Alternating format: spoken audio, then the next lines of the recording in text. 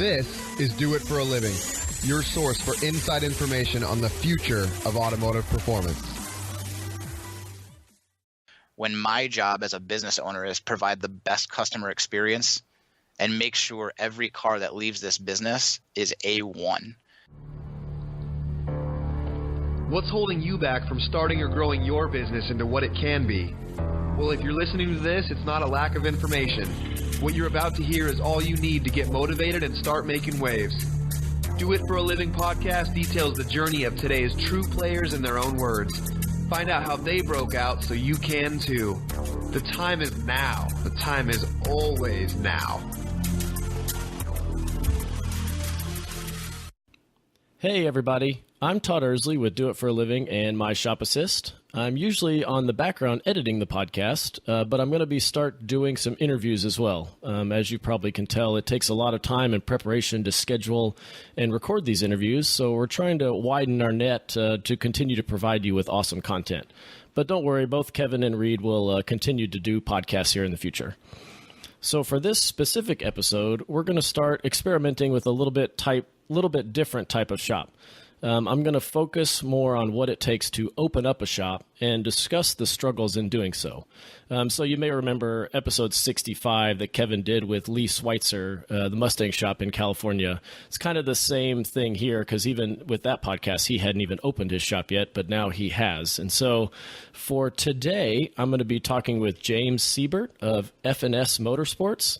Their shop is less than a year old and growing every day, so wanted to get him on the podcast to see how things are going so far. So how are you doing today, James? I'm doing great. I appreciate the interview and the call, and the correspondence going back and forth between you and Kevin has been awesome. So thank you guys.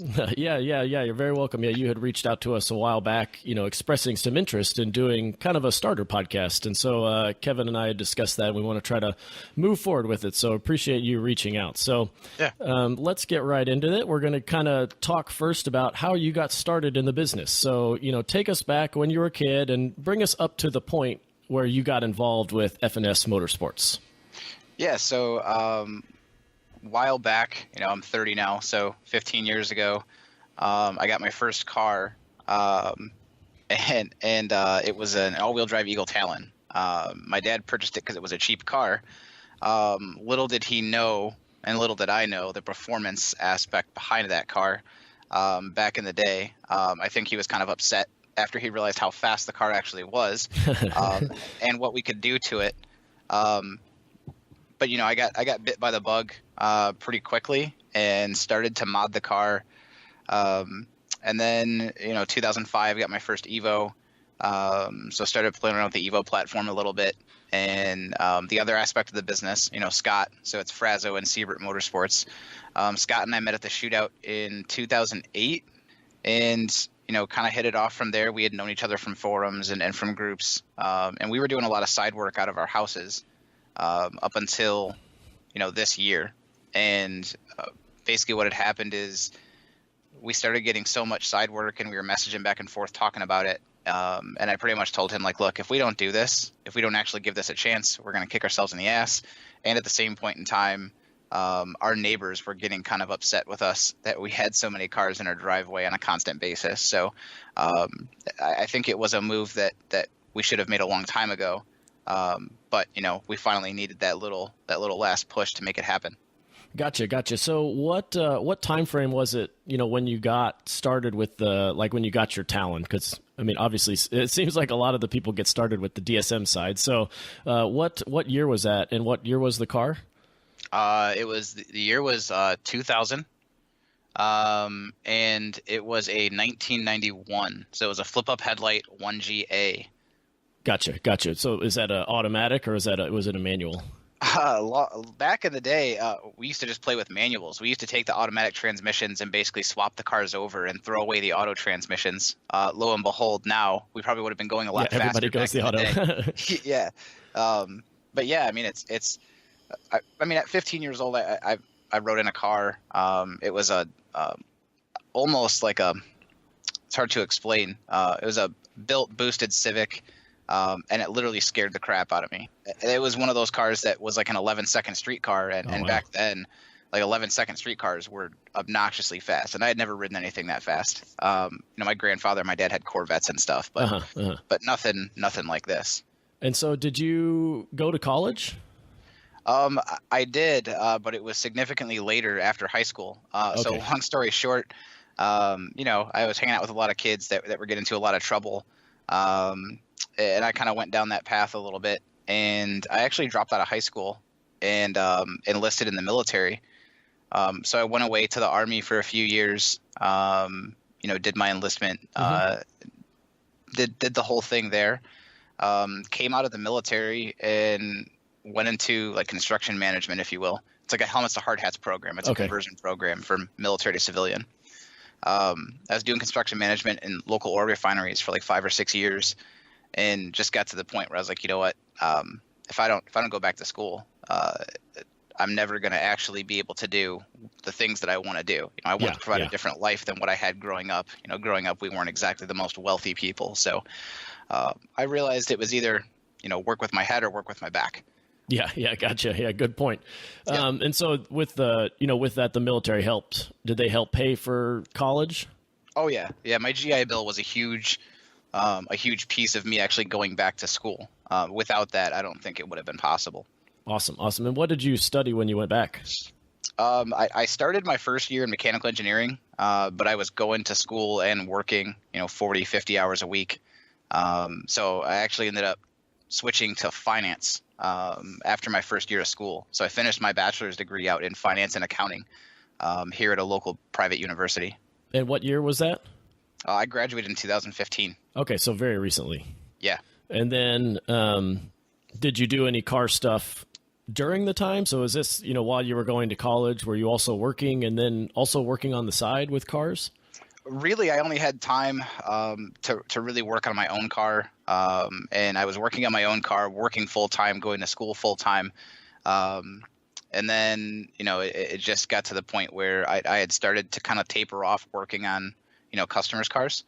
And then once I graduated school, just people started to message me about doing work for them. So I just kind of started to get back into it little by little. And then it basically kind of leads up to where I was working in corporate America. I was a project analyst for Fiat Chrysler. And then I was actually... Did you get to go through, were you there when they did the transition, the change of ownership, or was that afterwards? That was afterwards. So I started at Fiat Chrysler in 2015, right after I graduated college. Actually, before I graduated, I had a job offer. So I had started about a month before I graduated. I worked there for about a year, and then I was recruited by Dana Axles to be like a global capital manager for them. And that was in February of last year. So between February and like June, I was working there. However, I was getting calls on a daily basis from customers. Mm-hmm. I was getting calls about parts, about a whole slew of things that were coming about, and it started to become a pretty big distraction at work. They had some layoffs at Dana. I was unfortunately one of the people that were laid off. And then in the meantime, it was one of those things where it's like now's basically the best time to make this happen, I guess. To make the jump, huh? So, yeah. Where were you living at the time, and are you still living there? Still live here. We live in a little suburb outside of Toledo. It's called Sylvania. Okay, so you're in Ohio. Yeah. I'm right on the Ohio-Michigan border, if you will. And was the Fiat Chrysler job, was that in Detroit, or was that somewhere else? It was in Toledo. Oh, it was in Toledo. Okay. Yep. Okay. And so you kind of mentioned it a little bit. So you were you working at or with F&S Motorsport at the time that you were working there, or was it called something different? Was it a different shop? No, we actually hadn't officially, named the business then. We were just kind of, working with a couple little, suppliers and shops, and some guys were helping us out with parts, just so we could, do some work on some side stuff, and we were helping some other guys get work done for their customers. And it just came to the point, like I said, I had reached out to Scott, and we were talking through Facebook Messenger one day, and I was like, let's just make this leap. Let's do it. Make the jump, huh? Yeah. It's like, if we don't do this now, we're not going to do it later on. And if we don't do it, we're going to kick ourselves in the butt too. So just figured it was time to make that leap. Yeah, gotcha. And so were you originally just working out of your garage or his garage, like just kind of working on cars mainly at a house location? Yeah, we were both working independently, actually. So Okay. we would consult back and forth about like projects we worked on and jobs we did, and if we had any questions, we would consult one another. But it was pretty much I was working out of my driveway in my garage, and he was working out of his driveway in his garage. Gotcha. Yeah. And it just like I said, our neighbors weren't too happy with it. Yeah, that's exactly the same story of Kevin Du Bois. He was working out of his apartment garage first, and then when he moved into the house with his wife, he was working out of that garage too. And one of the big pushes for him was a cease and desist from the city, saying you are operating a business out of your house, and that is not okay within the HOA rules. So pretty typical sequence of events there. So so you hadn't incorporated, or you didn't have an actual business, and you said were you getting parts through another shop for customers? Like, were they giving you a discount on stuff, or were they just saying, hey, we'll just buy the parts for you and just pay us for them? There was a shop that was working with us. We were kicking him, part of the margin out of the parts, and he was helping us out with getting product to the customers. And then we were doing like some part outs for cars on the side. So we had already kind of like established a clientele list prior to opening our business, and I think that was one of the big incentives on us working on some customer cars and having some decent feedback in the market before we opened the shop, was that we had already, developed a pretty loyal customer base within our area for guys that had Evos, DSMs, some Honda stuff. Just generally, the market in our area, it seemed like we had a good opportunity. Gotcha. So it sounds like you were kind of slowly transitioning out. You had a full-time job. I'm guessing you had like benefits and health insurance and all the good stuff. Yeah, the whole 9 yards. I had a pretty good salary, some pretty rowdy 401k match program, health insurance, the whole 9 yards. And so the transition is now complete a couple years later. So that is all faded away. Yeah. I mean, we had opened like the retail operation, the website, and doing part sales and stuff. We were doing that over the course of last summer, if you will. And I had found another job as a financial analyst for a company here. So I was still trying to do the full-time day job with a small business at night. And it just I think it was right on the time of the shootout last year. I just flat out cold turkey just told him I couldn't do it anymore. So I actually just flat out quit, left there, and went to the business full time. And a couple of people called me crazy, but it's just, I think if you don't go all in on some of these things, then you never really have the incentive to make things happen. Yeah, so it's good to hear you come from the transition side, and it sounds like you guys had made a customer base, which is really a big portion of it. And so we talk a lot about on the community about, parts sales and stuff like that, and really getting your shop going. And it sounds like you guys kind of had a pretty good plan of how to get your foot in the door, was to just kind of group up with somebody else, and then the parting out of cars, you can, when people go back to stock, is that what you were doing? You were taking all their performance parts off and then putting them to stock, and then either selling those performance parts or installing them on another guy's car? Actually, we had and still have a very strong business in buying cars that are basically completely done or almost completely done, that guys are just trying to get out from under, and then parting them out, distributing those parts within the community for guys that need them. So that's pretty much how we got started on the actual business side. Was we were doing sales of parts. So we'd buy a car, for instance, we'd buy a car that's making 700-800 horsepower. It's a decent build, and we'd buy the car for $15,000-$16,000, and we would do a full spreadsheet on the vehicle, figure out what our profit margin was on the parts with shipping and all of our our fixed and variable burden on the actual part out of the vehicle. And if we saw a semi decent business case, we would go pick it up, bring it back, and make things happen. Gotcha. Yeah, it's definitely can be a very lucrative case. I'm in the process of trying to sell a road race car, and it's practically impossible as a vehicle as a whole. And so many times I have been like, man, how, like just back of the napkin calculating, how much are all these parts worth, and is it worth my time to just disassemble it and sell it piece by piece? And so, yeah, there's definitely a big market for that, and we see that pretty often. They come through Evo Dynamics quite a bit, where guys build a drag car and then they don't race it, or they don't like it, or something else, or usually they just change their mind and want to, they see a squirrel and go chase after something different. Yeah. Where you can get, like you said, a really fast, high horsepower car that's got $40,000 worth of parts on it, and you can pick it up for 15 or 20, and then parting it out. So yeah, it's actually a pretty good business model to kind of get you started, but it does take a lot of cash up front to do that. So that's kind of the pitfall of going down that route. Yeah, so like we ended up taking out 2 vehicle loans on like the first 2 cars we parted out, because we knew we needed the cash flow to get started. We needed to have some money in the bank.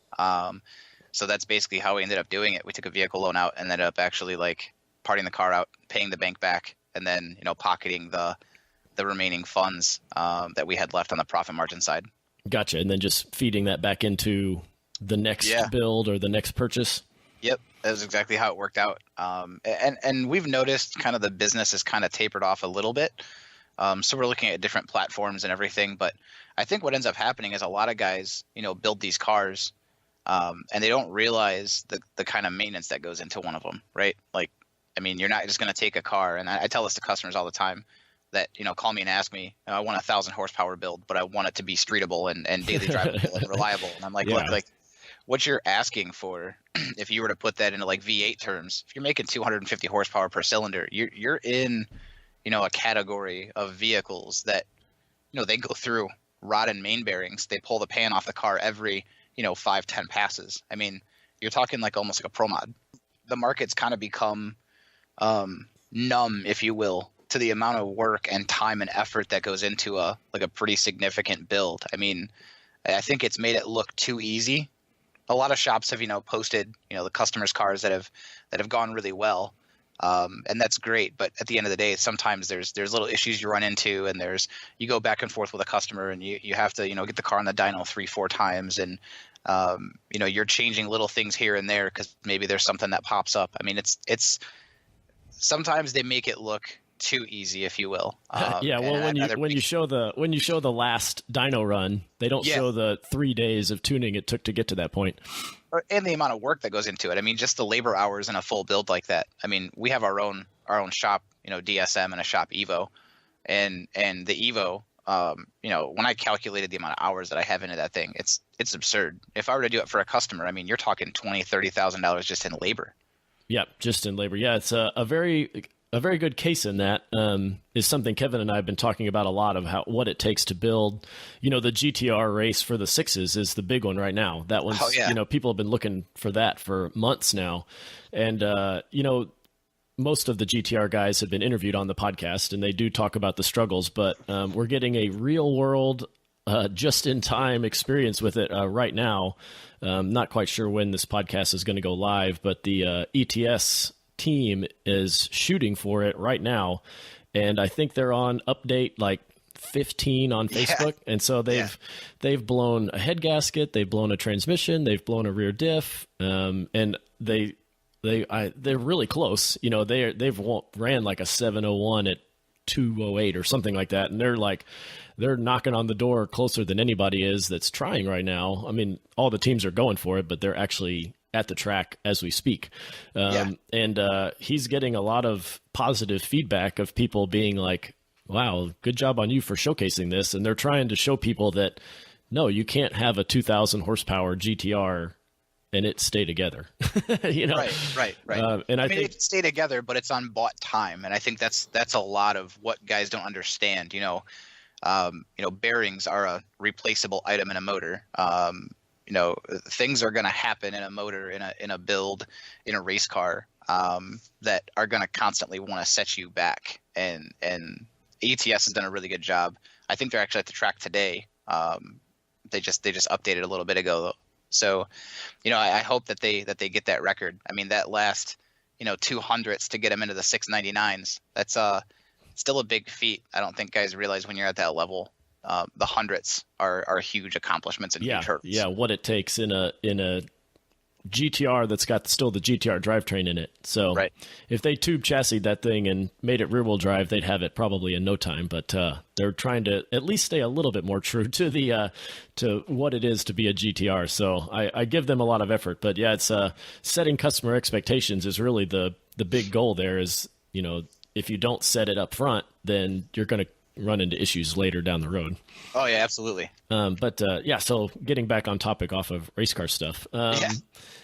So did you ever see yourself doing this? Like, did you consider yourself an entrepreneur and think that you were going to be kind of getting involved with a performance shop? Well, I mean, I've always wanted to since I was, a teenager. Ever since I got, the bug to start actually modding a car, there were a couple local shops here in town that I really wanted to work for, whether it be on the sales side or the tech side. I just thought there was a lot to learn. And I've had a pretty good relationship with a guy that owns a shop here in Toledo, Donald Somerton of Accelerated Performance. He kind of, taught me a lot over the last 10, 15 years that I've known him. He worked at a shop and then worked at another shop here in town. Both of those shops closed, and him and his partner, Russ, opened up a shop here in town, and they've been pretty successful over the past, 10 years. And, they really don't do a whole lot of marketing. They don't do a whole lot of PR. They don't really do a whole lot of anything to drum up business. He's just built a really good reputation within the 2J market. So, I definitely wanted to get involved in the business. I didn't necessarily know that I'd want to own one, but I think when you start looking at it, it kind of becomes one of those evolutionary dynamics, right? You start working at one, and if you build a reputation with customers, then I think it just kind of becomes to the point where if you have that spirit in you to open your own business and own your own business and do it, that way, you just kind of take that leap and make it happen. And I think you're seeing that with a lot of shops nowadays too. Yeah. I mean, it's part of the business is really kind of, are you going to take the leap and do what it takes to be successful? And so there's lots of opportunities out there, but it's just, are you poised to really take advantage of that? Well, I think some guys just want to go to work and come home, right? They want to go to work, come home, collect a paycheck, and not worry about all the stress and the headache that comes along with opening a shop. I say that there's stress and headache, but there's reward on the back end. But man, there's a lot of struggles that come in your first 3, 6, 12 months. That I'm sure as we keep going, we're going to run into more issues, problems, that regard. But yeah, and there's nothing wrong with wanting to work and get a paycheck. It's that's what we need all the technicians for. Right. As a shop owner, you want to try to keep them not worried about running the business and not having to think about those things, and just keep the cars flowing so they can do what is essentially the fun part of wrenching on cars. Agreed. Yeah. So there's nothing negative about it. It's just you've got to be a special type of person to put yourself through the struggles of starting a business. Yeah, and that's where the dynamic with Scott and I has come, and it's been really, really good. I've been focused more on the sales and business operation side, and Scott's really focused on like the mechanical side of things. So he works, primarily as our tech. We have the business split in two different directions, right? So he manages the shop and the technical side of working on the cars. I manage the side of the business, all the partnerships we set up with new vendors and products we identify. I do all the market research, and I also actually do the engine assembly. But other than that, it's kind of split between the front of the house and the back of the house at our shop. So we have a really good relationship that way. So, now we'll kind of you've already kind of started on it, but we'll dive some more into the business of F&S Motorsports. But real quick, let's take a quick break to tell you about our My Shop Assist shop management software. We all know owning a shop is difficult, so we created My Shop Assist to help you manage the various jobs. Whether you run a machine shop, a performance tuning shop, build off-road trucks, or even do powder coating, My Shop Assist can help you. It is completely online and will help you schedule the jobs, log time on each task, track parts orders, and take pictures of the work. You can even export your jobs from My Shop Assist into QuickBooks as invoices. So if you're interested to improve operations at your shop, check out myshopassist.com to start your 30-day free trial. So James, I want to hear like you've kind of gotten started on, but I want to hear the details about F&S Motorsports. So, did you guys write a formal business plan for the shop? We actually, I wrote a formal business plan, but obviously the business plan has already changed a little bit just based on the market forces. So we had a revenue plan, and we looked at what we were going to make monthly, and just the way the business has flowed, it's already kind of changed. It's already changed, yeah. The business plan is something that changes very often, if not monthly kind of deal. So with you having a finance background, do you think that has helped kind of prepare for any of this, or is it still just learning on the go? No, I think it has. I think the background allowed me to see a different dynamic of business, right? So I saw business at a larger scale, and I could see how businesses operate at different margin structures. So I think that really helped in understanding the different aspects of the business and what I feel is necessary to hit on our retained earnings, our net income at the end of the month and the end of the year, to stay in a forward progression of building the business and moving forward. Very cool. Very cool. And so also with your previous work experience at, being a construction project manager, did you bring any qualities from that side? Like, with stuff like that, the whole idea there is planning. So are you utilizing any of that at the shop as well? We are using some of that. We've used it a lot with scheduling out builds. I've been more of like the top level, like end goal and I guess you'd say goal setting has been my area that I've enjoyed and what I've done for the business. And Scott has been the really meticulous one that works on the details to get to that goal. So that's where we've kind of complement each other and offset, any weaknesses we've had with starting this business. So who is your exact target market, both in the vehicles and the customers, and maybe even kind of the price point for your market? Yeah, so it's also evolving. We've been working on 4G63 stuff for a really long time. So we really wanted to, take that market and start our business on that. We've looked at a couple different other markets to go into. The 4G63 one, I think there's still some time left in the market with our customers. So I don't really plan on going out of that market anytime soon. I think we need to really focus on our business and get it to a point where we feel confident with its status before we start adding new platforms to the chaos, if you will. So that's kind of where we're at. However, long term, we're in Detroit. So at the end of the day, we go to a lot of Detroit races. We have a really good relationship with a local promoter here for a race. So the V8 stuff is inevitable. And I think that we can take a lot of this technology that we have from the import side over to the domestic side and be really successful with it. So I think long term we'll end up getting into the Coyote stuff and some of the LS stuff, even though the LS market is there's a ton of people in that market. Same with like the GTR market. There's so many people that have left the Evo market and went to the GTR market in search for profits. They've left a huge void in the customer base as far as shops that can actually help them.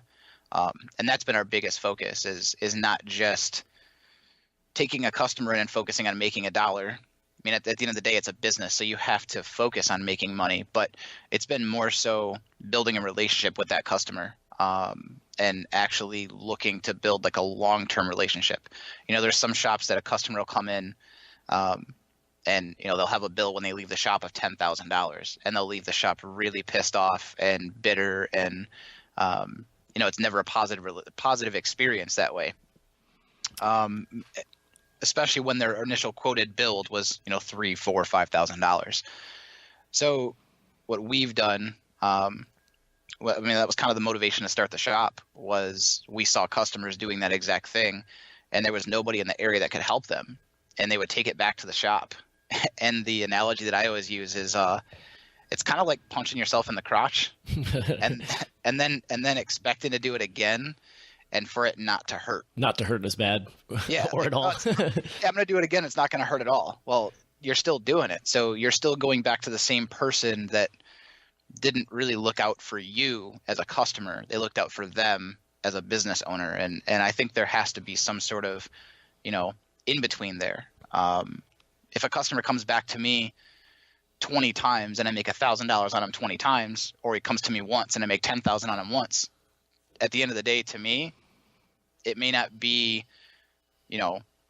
that upfront 10 grand, but I'll take 20 in the long term instead of 10 upfront all day.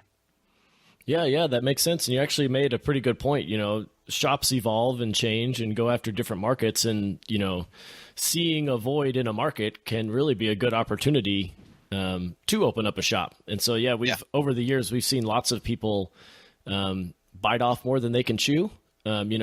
Things aren't going too well with one type of market, so we're going to try a different type of market. And again, thinking that you can just hire a tech that works on those kind of cars and immediately be good at it is usually a recipe for disaster. But I will say, you mentioned the LS market and even the Mustang market.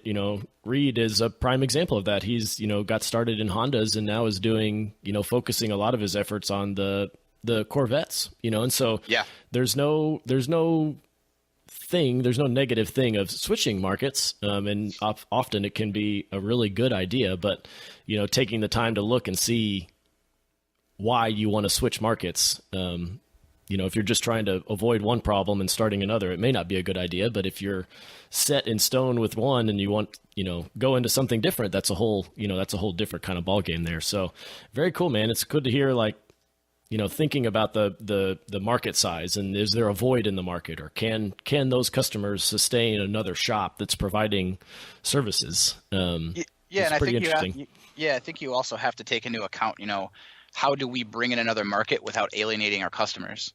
I think that's where a lot of shops have kind of missed the ball, if you will, where they've completely left the Evo market for, say, the GTR market, and when they leave it for the GTR market, they completely push their previous market and customers to the side and say, we're not messing with Evos anymore, or DSMs. We're just focused on GTRs now. And, that may work for them, but for the customer that's maybe worked with them for 5-10 years and they've spent, all their spare money they've had for the past 5-10 years with them, it's kind of like a slap in the face. So I think that's been a big piece that we've been trying to figure out as well. And, I don't really want to go into a market unless we think we can bring value to it. If we don't feel we can bring value and push the envelope on what's available in the market, to me, it almost makes no sense to go into that market. That's just kind of how I am. I mean, I think that, there has to be some sort of a competitive leverage that you have when you go into a market that you can bring to the table and nobody else is able to do. Yeah, it makes total sense, man. So with you having a partner, what type of business, like what legal form of business is F&S Motorsports? It's an LLC. Okay. So it's a joint LLC, or I think it's called like a multi-party or multi-person LLC. Yep. Did you guys look at incorporating as any other type, or, I mean, LLC is what most people go towards, but with a partnership, I just wanted to know if you guys had looked at doing something a little differently. We looked at just leaving it as a standard partnership. Reason being, for the first couple of years, there's some tax advantages to leaving it as a standard partnership versus an LLC. However, there's also some risk that comes along with leaving it as a standard partnership. So in understanding that, I think that was helpful for us to get off the ground. But in the long term, I think the LLC made way more sense, just based on we needed to protect ourselves from liability of the business.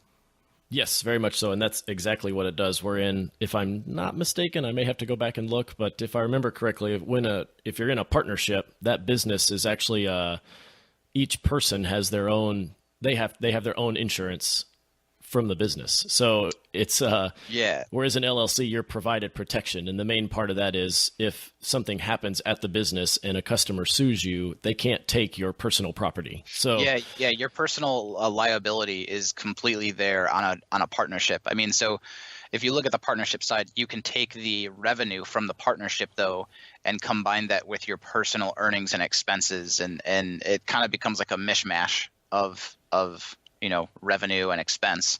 And there's some tax advantages there to the individual person, whereas on an LLC basis, there's some advantage to the actual business versus the person. So it just depends on what you want to do. A lot of people start as sole proprietorships and partnerships and then evolve as they grow in size. And that's basically how, I guess you'd say, the dream is built for a lot of businesses. And I don't think there's anything wrong with that. I just think you get to a point where when you've got 10, 15 customer cars in your shop or at your shop, and you've got that much liability, I think it's just it's a forced hand, if you will.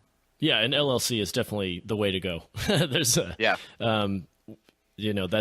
the best way to do it from a shop's perspective. So tell us a little bit about the location. You had mentioned offline that you've got an interesting scenario with the shop. So tell us about where you live, and then also where the shop is located.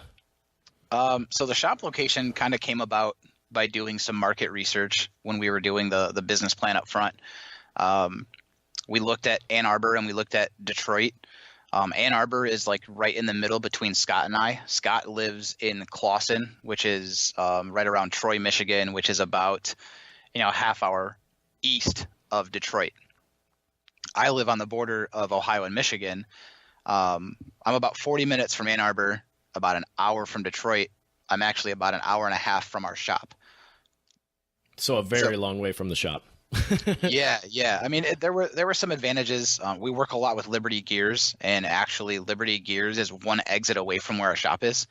So, I mean, you're talking a 4-minute drive from the shop to Liberty Gears. Okay. And we've done a lot of like testing and development, R&D, and there's some new products that are coming out with them that we're excited for. But that alone, being in that area, has been huge. Our machine shop is, less than 5 minutes away.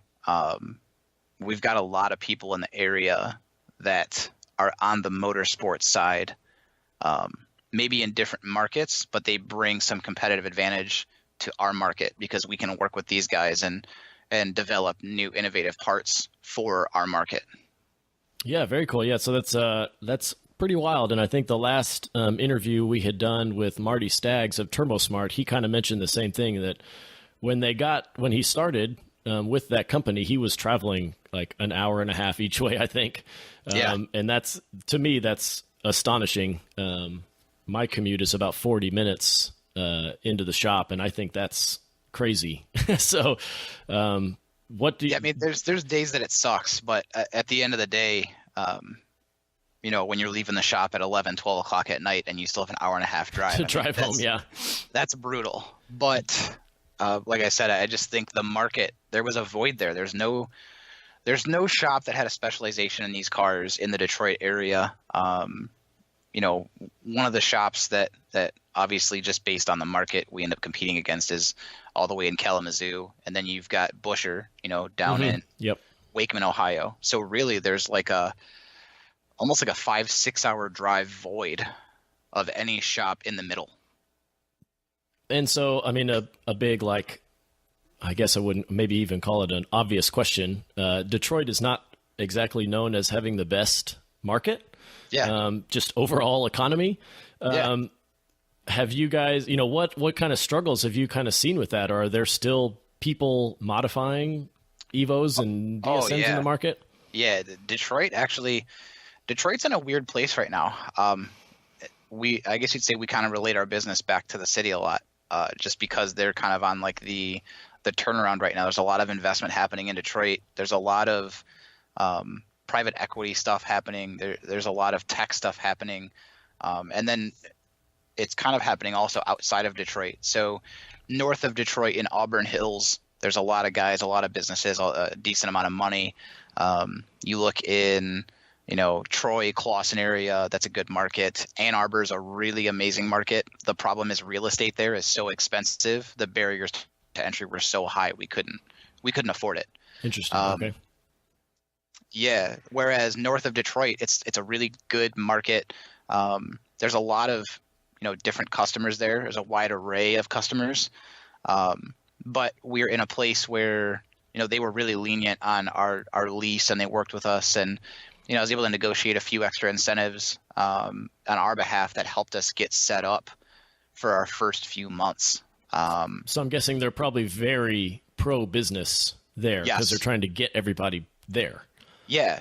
It's kind of interesting. There's a lot of, in our plaza we're at, there's a lot of small startup businesses there. There's a guy that manufactures and sells his own e-cigarettes. There's a guy that, has an engine machine shop. There's a diesel shop that's by us. There's a body shop, pretty much right in that little plaza we're in. There's a lot of different businesses.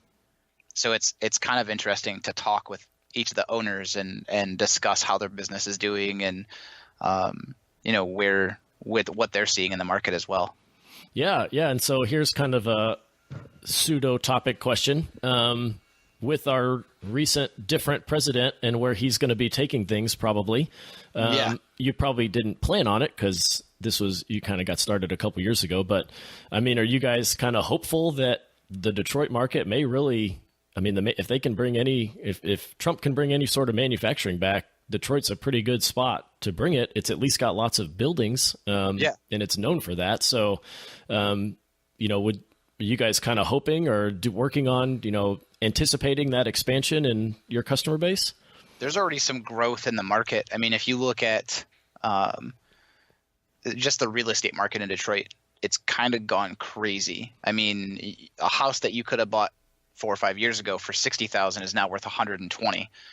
If you look in certain districts of Detroit, like the art district in Detroit that kind of just popped up out of nowhere, you could have bought a house there for $30,000, $40,000 5-10 years ago, and now you're looking at selling that house for $400,000. Wow. I mean, it's like I said, it's just gone haywire. There's been a lot of investment from like Quicken Loans. There's been a lot of investment in the real estate market by like Berkshire Hathaway, which is like Warren Buffett's company. Mm-hmm. Yep. I mean, I know it's kind of off topic, but when you start seeing certain firms investing in the city, it tells you that right now the value proposition is very advantageous for them to be in the market. So they see a back end profit that the customer right now or people in the market right now aren't seeing. So for us, that's really optimistic. I think Detroit's like a really odd city in that, it's really cool to be a part of because they're very proud of who they are and what they've gotten through and what the city expects it to become. They're very hardworking. It's kind of crazy. Yeah, that's going to be really interesting to see kind of how things go and if that city keeps growing because, we're down in Dallas, Texas, and it's been, the economy has been going gangbusters forever. Yeah. Our downturn was a plateau. So we never really saw any downturn whatsoever with the economic recession. Yeah. So it's interesting to hear, somebody from a place that got hit maybe even the hardest. I would say probably Vegas and some places in Florida may have gotten worse, but a place like that really could turn around and be an excellent, market for performance shops. It's kind of weird, but it's really cool to hear that. There's just a lot of stuff happening, man. So, my brother lives in Houston and he kind of told me the same thing, that they didn't really see anything from the recession. So, it's odd to hear of cities that didn't really see anything because, like you said, we got hit so hard that it's kind of crazy. I do know that with the Trump coming into office, the Ford has actually taken, I think it's $100 million of investment, and they've pulled it from Mexico and brought it back to the Detroit area. So I think that's kind of like the start of some major things that are going to start happening in this area. Yeah, it really could. They really could do a good job of turning the economy around, and I'm very hopeful for it. There's been the recent EPA discussions has also been one, that's affecting this market.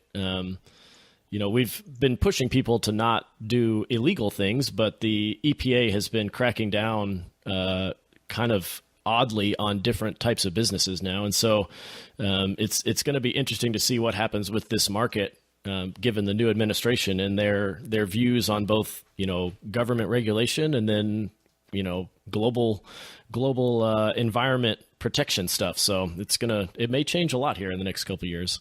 Yeah, definitely hopeful to see I guess you'd say the overreach of the EPA and the regulation kind of take a step back. It seems to be kind of part of the policy that Trump had. I'm hoping that actually happens, because it's been a scare that we've had, or a worry that we've had as well, with the market. And so I've been very cautious with how we're navigating our business and what we're doing. Gotcha. Very cool.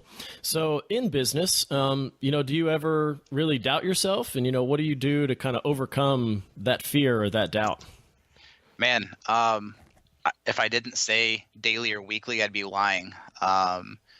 We have a lot of doubts. They come about, you'll have revenue swings. You'll have customers you deal with that are, maybe at a time, at that point in time, kind of frustrating. Or, we have some competitors that in the market that, have taken some of the products that we've worked very hard on, either developing or identifying in the market, and they've taken them as their own. And, it's great to see the companies we work with get some opportunity to grow, but it still kind of sucks when, you spend days, weeks, months, years trying to convince people that, a product that we're working with or working on or that we found is, pretty amazing. And somebody just comes in and takes all your time and research and basically like, hey, thanks for spending all your time on it.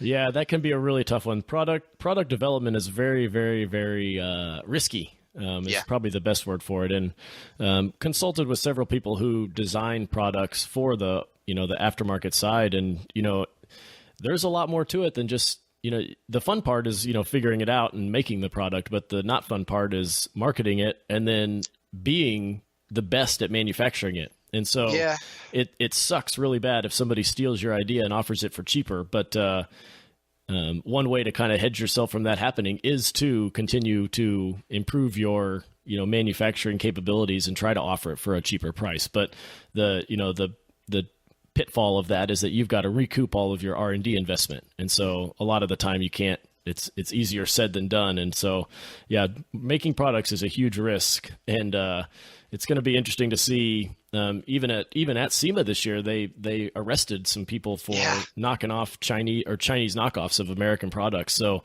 there are people moving forward in that way, but there's nothing you can really do domestically from having that happen, which is normally the case. Yeah, no, and I think a lot of it's just been really we've identified some parts that we're going to manufacture ourselves. I think the big piece is when you work with a company or a brand and you're like, hey, can you make this part for us? And they say sure, and you start testing it and you go to the market. And I think maybe one of the ways we've kind of shot ourselves in the foot is I'm very vocal on social media, so I put a lot of product out there to the market. And I think sometimes maybe I put it out there a little too early, but it's just to let customers know, we're working on stuff and there's stuff that's coming to the market that's really cool. But it also gives our competitors a heads up if they're following us or watching us that, oh, hey, they're making this. All right, I'm going to contact them because I want to sell this now too. So while it helps us, establish customers by being kind of like a trendsetter, it also kind of hurts us. I guess you'd say like the person that's first in line gets the most knives in their back. That's kind of how it works sometimes in business. So with the business, have you kind of come across any unforeseen expenses that you didn't plan for? I wouldn't say we came across any unforeseen expenses. We've been pretty thorough in how we manage the finances of the business. I think that the big thing that a lot of customers don't understand is how the fees of PayPal and the fees of the credit card processing companies, how they can kind of hinder a business, if you will, where they don't see that on the back end side. They don't realize that, with the transaction that we're paying, we're eating 3%. So automatically off the rip, if you're selling a product and making 20 points on it, you're automatically making 17. If another shop is discounting it even more, that hurts your margin. So, there's times when if you sell a product at 5% margin, you're only making 2. It can hurt sometimes. And I don't think customers really understand that. So that's been one of the struggles we've had, but I wouldn't say that that's an unforeseen expense that we've had. Okay, gotcha. And so, if you don't mind sharing, did you meet your revenue target for 2016? We exceeded it by a lot, actually. I had expected the business. Really, we opened our brick and mortar in November. I had expected our business to maybe do on part sales, maybe 10,000 in part sales for November, and then December, ramp the business up a little bit more and maybe see 20, 30,000 if possible. We did almost $50,000 in part sales our very first month that we actually had our brick and mortar. So we exceeded the income goal that I thought we were going to have. And then in December, we had some carryover on labor. So we didn't sell as many parts in December because it's kind of a slow time in the business, but we had a lot of labor carryover. So that helped us on the back end there offset some of the losses that I wouldn't say losses, but the decreased revenue we thought we would have on the parts side. What do you think what is the mix between your parts revenue and your labor revenue? Before our brick and mortar, obviously it was Just the parts. completely different. Yeah. I would say now November it was 90-10. December it was probably 70-30. January will probably be more labor than parts. And then February is going to be probably back to the trend as November with a lot more parts than labor. We've got a lot of motor builds we have that we're kicking out towards the end of January, beginning of February. So, okay, yeah. So are you selling these products locally, or are you selling them on your website and shipping them out to people? And kind of what are you doing to differentiate yourself, for the parts sales side? Yeah, so we sell them on the website. We sell them on, locally as well. We sell them through our Facebook store. We also do a lot of promotion and sales through like Instagram and Pinterest. Okay, interesting. I love social media, so I think it's huge. And if you follow certain people in the business of social media marketing, you see trends in the market. I read a lot if I can. So like anything I can read or view or even hear from like Gary Vaynerchuk or, different people that are in this field, I think it provides an advantage to the business. Yeah, if you ever want to get pumped up in the morning, Gary is the way to go. Yeah. You will get a lot done that day. Gary, and there's another gentleman, his name's Ryan Stewman. He has like this episode, it's called Right Now. Okay. And if you ever want to get juiced in the morning, listen to that. That is the motivational speech of a lifetime right there. Awesome.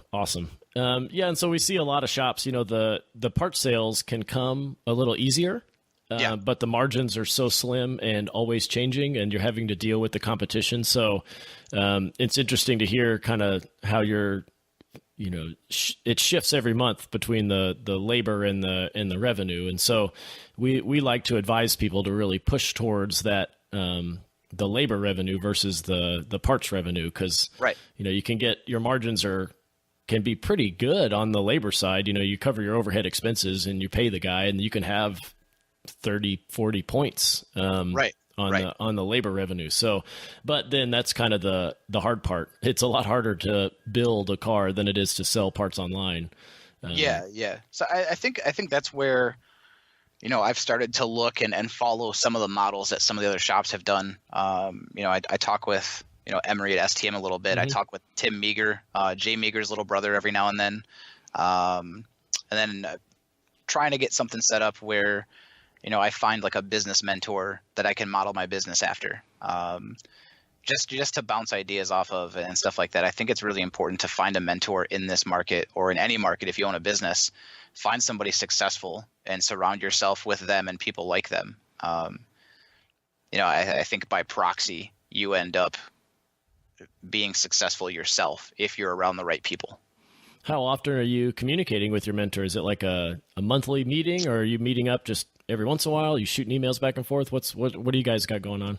It kind of just happens organically. If I have a question or an idea or a thought, I throw it to a few different people and get some ideas and some feedback. And some people, some of the people I consult with focus on, business development, some focus on, the margin of the business, and some focus on, the actual customer aspect and the competitive aspect, where we're trying to find ways to differentiate ourselves. I think it's been very good to get different perspectives from different people. My wife sees a lot too, because she's, around me all the time. So when she hears about how things are operating in the business, it's nice to have that other mind to talk to, and get a perspective. Oh, very cool. Very cool. And so hard question. Are you paying yourself? Currently we are not. We are investing the money back into the business. We did that for November and December. Mm-hmm. So, obviously the plan is to start paying ourselves come January. We're just trying to figure out how we're going to navigate that. If we're going to do W-2, or if we're going to just 1099 ourselves, or what we're going to do to show at the end of the year, or, some people do it as like ownership equity. How it ends up working out, we plan to start paying ourselves, but here pretty soon, hopefully, huh? Yeah. I mean, it's a tough spot, because the business has to be fed to grow. At the same point in time, you also have bills to pay. So, it's a fine line sometimes between putting money in the bank and stacking up cash in the bank to make investment in the business versus taking a little bit here and taking a little bit there. You have to be very careful in how you navigate that. Yeah. So I'm assuming your wife must work then, huh? Oh yeah. She's a full-time respiratory therapist at a local hospital. Okay. Do you have any kids? I do. I have a 5-year-old daughter and a 19-month-old son. Oh, so the 3 hours of driving is quite a venture away from them, huh? Yeah. It can get pretty brutal. She's been super supportive, and Scott still works his day job too. So it's worked out really well where I'm the only one currently that's full time in the business, because I think if we were both full time in the business, it would make it a lot harder, a lot more difficult on the financial side. Gotcha. And how many days are you working at the shop? It varies. I try to limit the amount of drive time that I have. If I said that I was, going in 40 hours a week, it'd be a lie. I'm trying to taper it down to like 6 days a week, maybe 5 here soon. But currently it's just, Scott and I will work 6, sometimes 7 days. Mm-hmm. And there's some days we pull super late hours. So it comes with the territory in the first, 12 months or so. Yep. But we're investing that time hoping to not become part of the statistic. I mean, they say within the first 12 months, 90% of small businesses fail. Yep. Yeah, and I'd be curious to know what that is for performance shops. I think that's probably par for performance shops as well. It's so hard to get started, and a lot of people get started too big, too fast. They don't do it's not super common, but most shops get started out of the garage, and then they slowly work their way up, and they're doing it for buddies and then more buddies, and then now they've got a real business. So that seems to be the best recipe for moving forward versus just jumping in head first with a $100,000 loan from a bank or from family or something. Those don't seem to end very well. No, and I think the loan also creates another stress aspect. So currently we have, no business loans. We have no debt in the business. We're trying to avoid it at all costs, just because we don't want to add that stressor to the situation. What machines have you guys, or tools and equipment have you guys had to buy at the new shop? Lift, air compressor, some hand tools. I spent a decent amount of money on a lot of stuff for engine assembly. Okay. So a lot of different tools that we use in the engine room that we thought were critical in kind of bringing the best of what we could to the table. So is building short blocks or long blocks going to be one of your product offerings? Oh yeah, absolutely. We've got a whole separate engine clean room at the shop. That was one of the advantages of finding the location we found, is they had 2 offices side by side. So one of them became an engine room and one was the customer area. So that worked out really well. And some of the packages we've started to put together have been a little bit different than what the market's been using. Okay. So I think it's going to be something that we end up hopefully being very successful with. We have some testing to do on our personal race car and some other stuff, but so far I think it's been received really well. Awesome. And so kind of shifting towards the negative side, what's kind of a big problem that you have encountered I know it hasn't been very long, but is it, you seen anything with, you don't have employees, but, customers or neighbors or vendors or website, is there anything you've come across that's, kind of been a struggle? Payment solutions. Yeah, that one can hurt. It's huge. It's huge. And it's a big problem for small businesses. I mean, a lot of businesses are getting slapped on the hand by, PayPal and QuickBooks because they're taking payment from a customer for a full product. Like, for instance, say if we buy a mechanical fuel pump system, right, mm-hmm. from Magnus, the customer pays us for it. We pay Magnus. But if that part doesn't ship within 7 to 10 days, then PayPal is asking us why we don't, have it right there on the shelf. And we could have been sold out. Or it could be a product that is made to order. And PayPal and QuickBooks have a big problem with taking payment on products that are made to order. Mm-hmm. So it's been kind of a struggle that we've had. The big, like I said, PayPal looks at some of these businesses, and the big problem that we've seen is that they're taking businesses and they're gauging their risk on a business based on their month-to-month average transaction value. So do you think they're looking at revenue swings or just the actual revenue? So what I was told by PayPal is they look at the actual monthly average transaction. So if your average transaction for a month is, say, $500, and your next month, based on organic business growth, is, say, $800, and then the following month is, say, $1,000, your account gets flagged. Okay, and you have to because you're doing good. Yeah, and that was one of the issues I brought up with PayPal. I said, so basically you're penalizing businesses that are growing because you're seeing too much of an increase in their average monthly transaction. It's kind of crazy. Yeah, I don't know if it's a new thing or what's happening, but it's just one of those things that I think PayPal and QuickBooks or whoever else needs to get figured out, because if they don't, somebody else will. And if somebody else gets it figured out for a small business before they do, I think they're in trouble. Yeah, the PayPal thing has come up a lot recently, and I really feel like it's something new. I don't remember hearing about it until right about the end of middle maybe of 2016, and then the end. And now we've consulted with probably a dozen shops that are being held by we're talking PayPal will hold $10,000 just because they feel like it, and they won't give you anything. No, and they're like, nope, we're just going to put your account on hold for 6 months, and we're going to hold your money. And you're like, I've already shipped the product. I was expecting this to hit my bank account. Yeah. And so, it's been very interesting with that. And I think, PayPal did a really good job of integrating themselves with website providers. So a lot of new businesses were just accepting PayPal. And the thing is, PayPal is not a bank. No. And it was kind of treated like one, I think, for a long time. And that's kind of where we've been pushing people, honestly, away from PayPal and saying, integrate your website with a credit card processor and do it that way. But as you said, QuickBooks just got somebody here in the group a couple weeks ago for not, it was a made to order part, and he took full payment on it because the customer bought it on his website.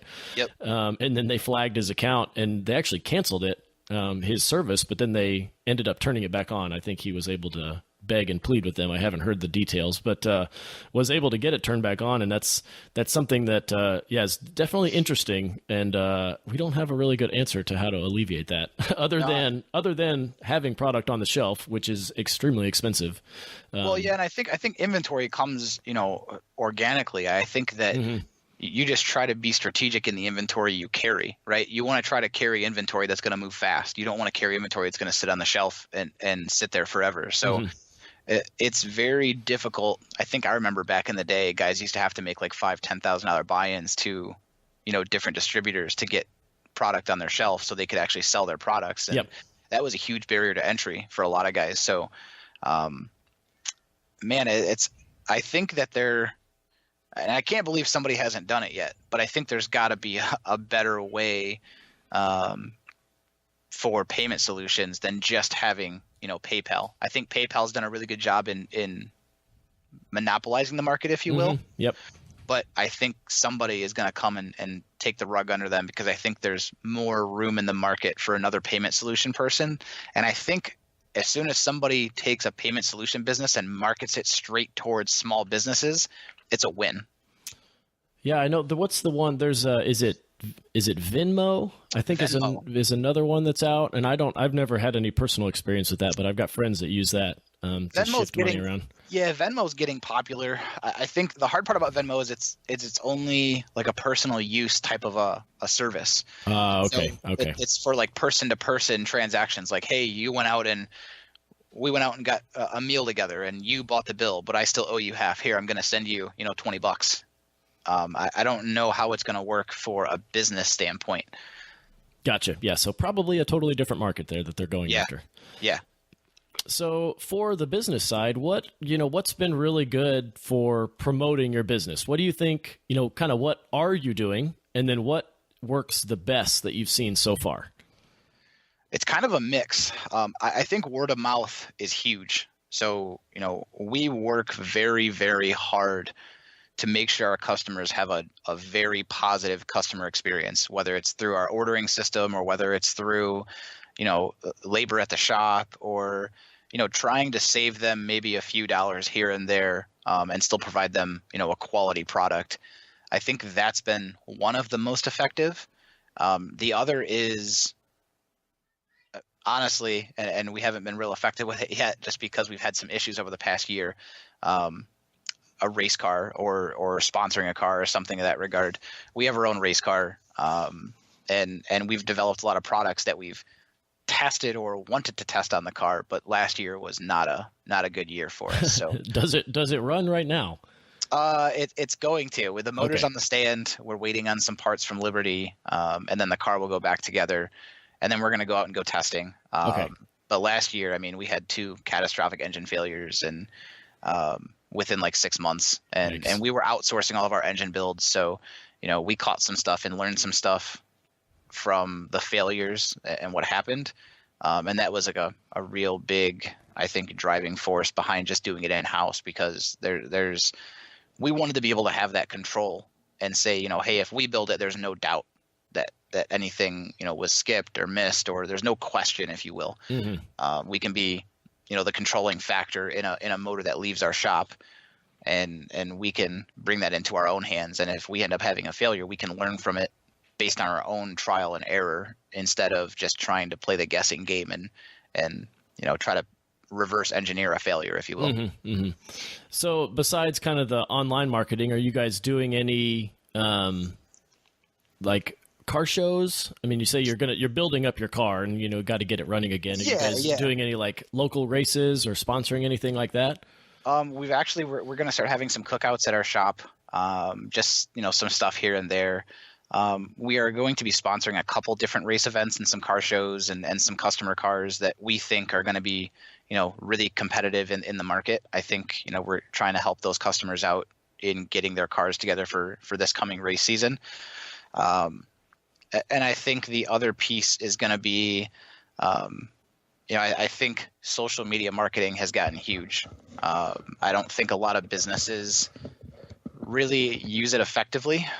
I think a lot of businesses, try to understand marketing and try to understand all these different pieces. But at the end of the day, I think that a lot of businesses are trying to do too much all at once. Mm-hmm. And instead of just focusing on what they're good at, and finding people that are good at what they're not good at and leveraging those.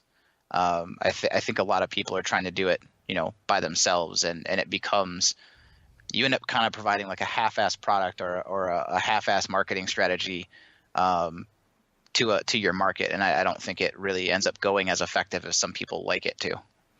Do you guys have any swag? Have you guys made shirts and stickers and stuff like that yet? Oh yeah, we've got shirts, we've got stickers. We get asked for them a ton. Did you design them, or did you have somebody else do it? The stickers we designed. Our logo we designed. The shirts, we had a shop out on the East Coast design. I believe it was KP Designs. They do a lot of design work for a lot of different customers, and they're very good at it. So yeah, I've designed our own shirts, and they are not very good. So I'm probably this year we're going to start doing a little bit better job at the shirts and maybe some kind of sort of different sticker designs. I've done all that in house, and I'm learning as I go, but I'm definitely not the best at it. And so we've had T-shirt companies print stuff for us, but always the design has been done in house. So probably going to start changing that up a little bit this year.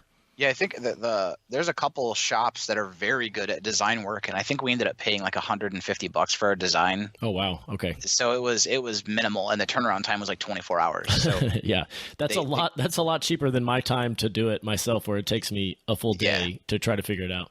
Yeah, exactly. So for the business, what is the 3-month goal? So what's kind of your first quarter? This can either be a financial goal or a customer goal, or just kind of what's the milestone you want to reach here in the first 3 months of 2017?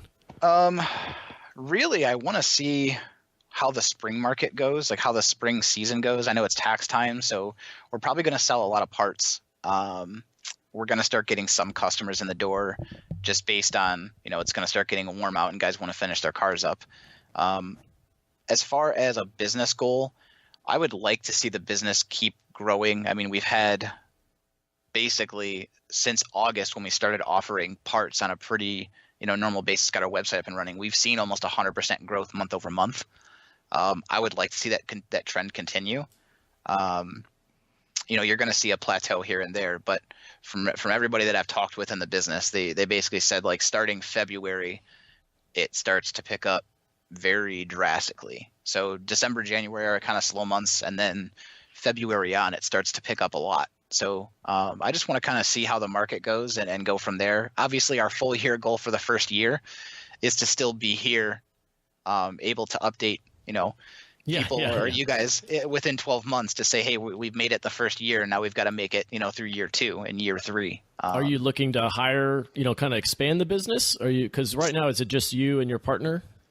Yeah, it's just me and Scott. Okay. We've got an outside sales guy. I've looked extensively at hiring some outside sales guys in different markets. I think if used effectively, it can be very good for a business where you're not covering a person's hourly overhead. Mm-hmm. You're just paying them on a commission basis. I think we know of a couple shops that do that, and it's difficult to manage them, but some months they do very well, and some months they don't do very well, and so it's that's a tough one to bite off there. Right. We definitely want to hire some people. I want to hire a tech, and probably a full-time salesperson. I think the problem, and Kevin and I have talked about this, is hiring a very good tech that you can trust. Mm-hmm. It's becoming very difficult because there's so many people that claim they can work on vehicles, but you want to make sure that they work on vehicles to the level that you expect. So, I was talking to Kevin about it. I would love to see down the road some sort of like tech apprenticeship program or certification to work on high performance vehicles. I think that would be huge for the market and for people that are trying to get into the market as technicians. If there was some sort of program that they could go into. Yeah, a couple people have tried. The biggest one that I think still actually is in existence is Hennessy's school.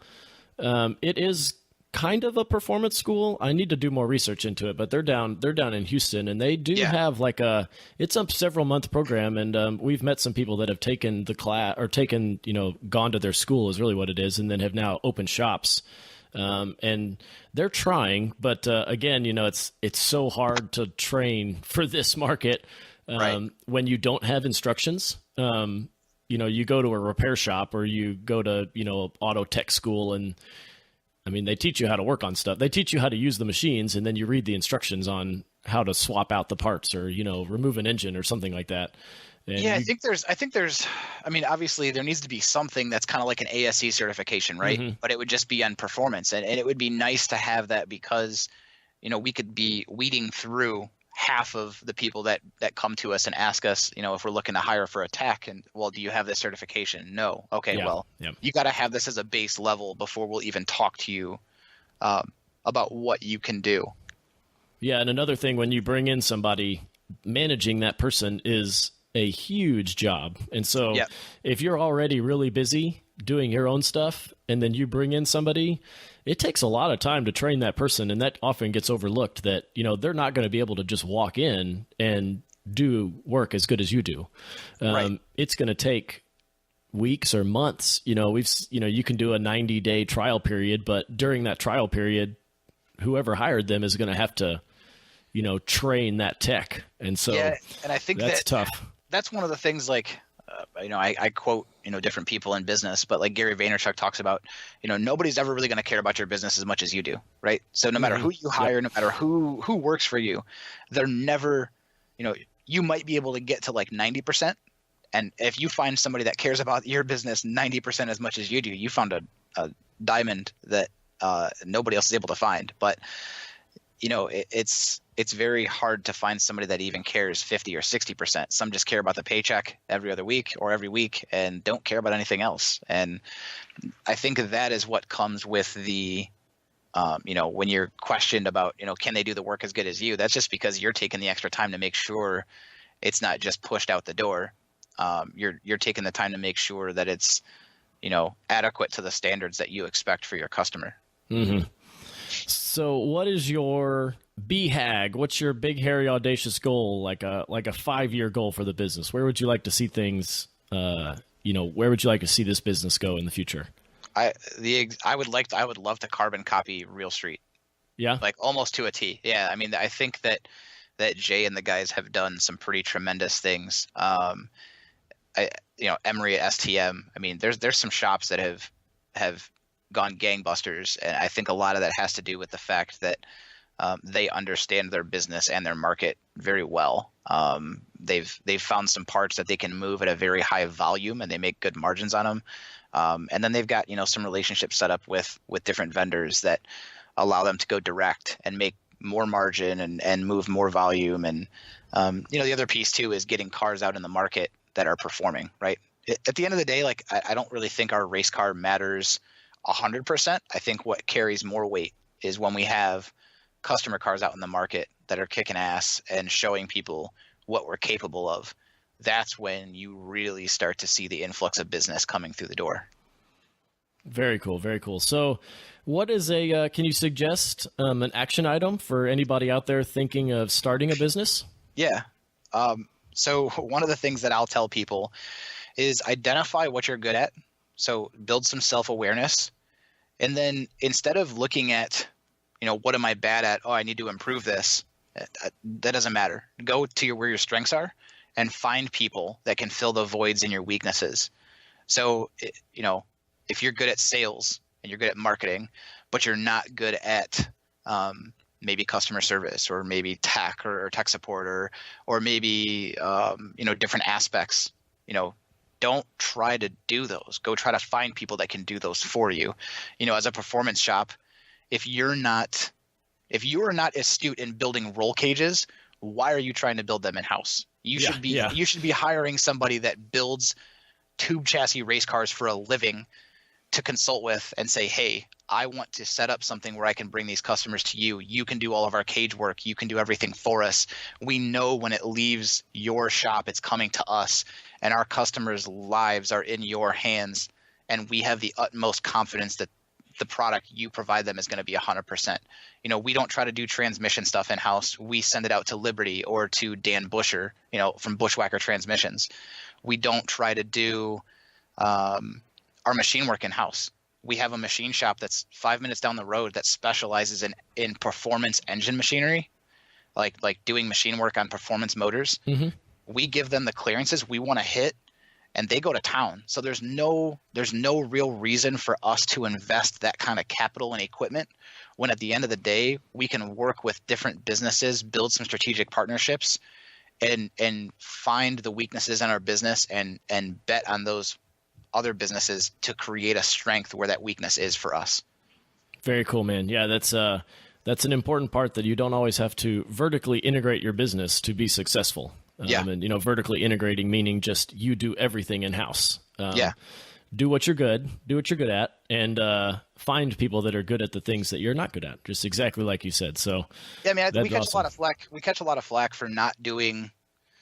Like I know I can tune a car on AEM V1 on Link ECU, whatever. But at the end of the day, if I can consult with a tuner, if I can consult with Shane T for Motec stuff, if I can consult with Chris Johnson, Chris Speed for Haltech stuff, if I can consult with a handful of different guys for different ECU platforms that can take the car's performance level. I may be able to extract 85, 90% of the car, right?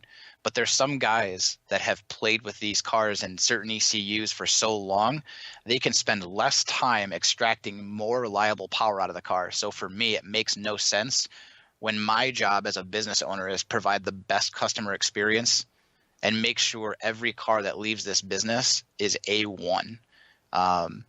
If that's what I do every single time and I have to hire a tuner outside to do that and remote tune a car, I'll do that every day of the week.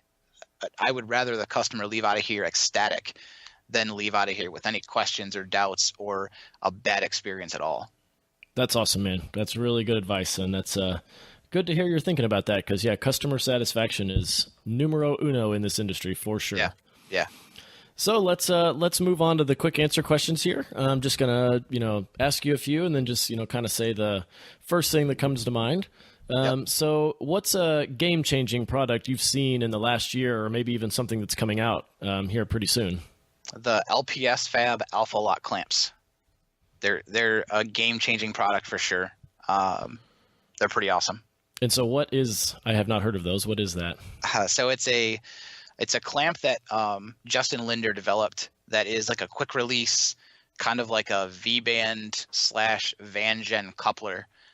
It's got some studs on the male portion of the coupler, and it's got a sleeve that has some female receivers, and it twists on kind of like a motorsport connector for a wire harness and locks. It's very similar to that, but it's a coupler for like intercooler piping. Like charge it's pipes. Super awesome, dude. It's super awesome. Okay, I'm definitely going to look into that. What software program are you using daily? Excel. That's your thing, huh? That's my thing. That's what I use almost daily. Gotcha. And that's for tracking parts and customers, and that's for your to-do list. What all does it perform? Yeah, we do punch lists, parts orders. We do some of our invoicing through Excel. I mean, we do a lot of budgetary stuff through Excel pretty much on a daily basis. I go through even my own personal goals and objectives and make sure I have stuff like that in Excel. So I can look at on a daily, weekly, monthly, yearly basis, what have I accomplished for the full year? What have I not accomplished? What's left to do? It's something that I kind of picked up when I was in the finance world. A lot of people rely on Excel very heavily, and it's just kind of carried over to what we do today. And what are you using anything specifically for accounting? Currently, I mean, we use QuickBooks. Okay. But like I said, I wish there was another solution that was more, I guess you'd say, advantageous for us. Like one of the things that I've thought about would be trying to integrate like Motovicity into our accounting structure. So like when I order a part for a customer, I would input the price I sold it for. It would take the cost from Motovicity. It would automatically deduct that from that. And then at the end of the month, I can get reports on expenses, what my margins are per product, what my average. It would be nice to have all that and not have to do it manually. Yeah, because now you have to do it manually through QuickBooks. It'll do all that for you, but you still have to put the wholesale costs and retail price in there. Yeah. On the purchase orders themselves. It'd be nice to just have that pop right in. Yes, that would be very convenient. What about on your phone? Do you have a favorite app that you use that maybe besides Facebook or Instagram? I was going to say the favorite and least favorite app that I have is probably Facebook Messenger. Yes, they keep changing it. Yeah, I'd say it's a gift and a curse. It's a gift because I can talk to my customers across the world at any time. But at the same point in time, that's part of the curse is that you never really fully detach from your business. So I get, a message from a customer in Pakistan at 2 a.m. and, their time, it's 6, 7 at night. They're going. They're happy and excited. Yeah. Our time, it's not so much. So, there's some issues you end up running into there. So I've tried to start limiting my exposure to that, or, turning my phone off for a day or two. The problem is when you do that, the next day it's just bombarded. Yeah. Yeah. Do not disturb is my best friend on my phone for sure. To quiet it down. And then, I mean, if you look at it, everything is still there. But that one can be tough. And if Facebook would quit messing, they keep changing their Messenger app, and they just changed it recently online as well. So on the browser, it's now different too. And so I just wish they'd quit messing with it. But it is a necessary evil now at this point. Yeah. So what about a physical tool? What's like your favorite shop tool that you get to use? My rod bolt stretch gauge. It sounds stupid, but I think that is one of the most important tools we have in the engine room. Yeah, that I've seen those used. I don't build engines, but I have seen that tool, and you don't see it very much. Mostly you just see torque it to this, and that's it. Kind of. Yeah, we've noticed some big swings, like especially in aluminum rod motors. We're building a lot more aluminum rod motors now than steel rod motors. And you see it a lot. You'll see the torque value they provide and the stretch value, and they're nowhere near each other. And which one did you go with? Which manufacturer? For the rod bolt stretch gauge? Mm-hmm. Yeah. We went with Lunati. Gotcha. And then lastly, what is your daily driver? So not your race car. What is it that you're spending an hour and a half in each way to get to the shop? Currently, it's a 2012 Ford F-250 diesel full-size pickup truck. Oh my gosh, your gas bill must be astonishing. Yeah, it's I mean, it gets good gas mileage, but it's still pretty rowdy. So, planning on buying like a little, Civic or something of that regard to get, way more economy out of the vehicle. So that's happening. That's happening here in the next month or two. I gotcha. Well, kind of to end this, what do you see as being the future of automotive performance? I think the automotive performance market is in kind of a weird place right now. I think there's a ton of innovation happening at like a ridiculously fast pace. But I think people are unsure of the long-term status of the market, meaning that, with mass market, electric cars and OEMs kind of dancing around like the sport compact market, I think the market is probably going to consolidate a little bit. I think there's a lot of people that are opening up shops because the barriers to entry have become so small. So I think you're going to see some shops open and close. We hope we're not one of them, but at the end of the day, somebody's got to go, and we expect to see that here in the near future. I think Ford had a home run with the Focus RS if they had mass marketed that car. I'm hoping they continue with that because I think that market could be big again.